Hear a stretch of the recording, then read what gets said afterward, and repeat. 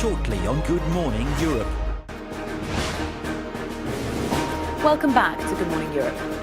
Europe's Jewish population has declined by almost 60% in the last 50 years, according to a new report. The study by the London-based Institute for Jewish Policy Research found 1.3 million people in continental Europe who describe themselves as Jewish. That's compared to more than 3 million in 1970. The study used official census data and figures provided by Jewish communities. Emigration, intermarriage and ageing populations are among the factors driving the declining population. Well, let's find out more. Sergio Della Pergola co-authored the report. He's a statistician and professor emeritus at Hebrew University and joining us now from Jerusalem. Thank you very much for speaking to us. So according to your study, the Jewish community in Europe has declined by almost 2/3 in 50 years. Why is that? And do we see different trends in different European countries?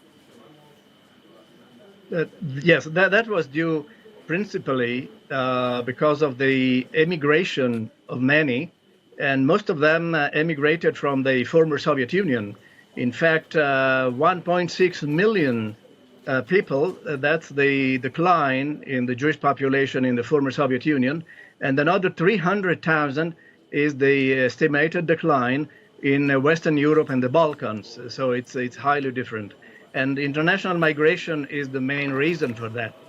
Most of those people moved to the state of Israel, and many more moved to the United States, and also internally within Germany, within Europe, mostly to Germany, to some extent also to Canada and Australia.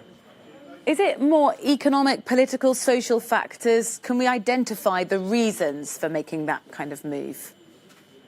Yes, in fact, in much discourse within the Jewish community, the factor of anti-Semitism has been considered one of the main reasons for those population changes. But the reality is that economic factors appear to be more important, factors such as unemployment or lack of economic security.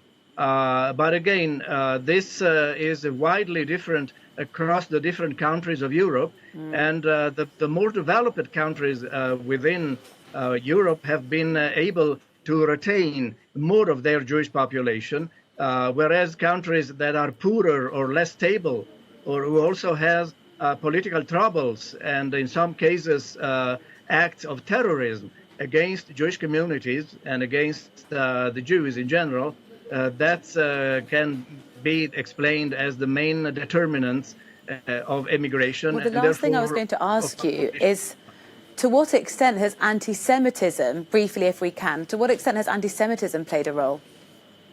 Well, the truth is that Jewish communities have perceived a definite increase in anti-Semitism. About 85% of the Jewish population in the European Union think there has been a steady increase in anti-Semitism.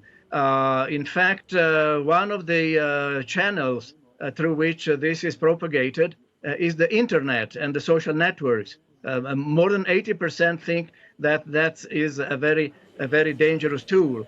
But I repeat, the immigration has been more related to economic factors than to anti-Semitism, and it has led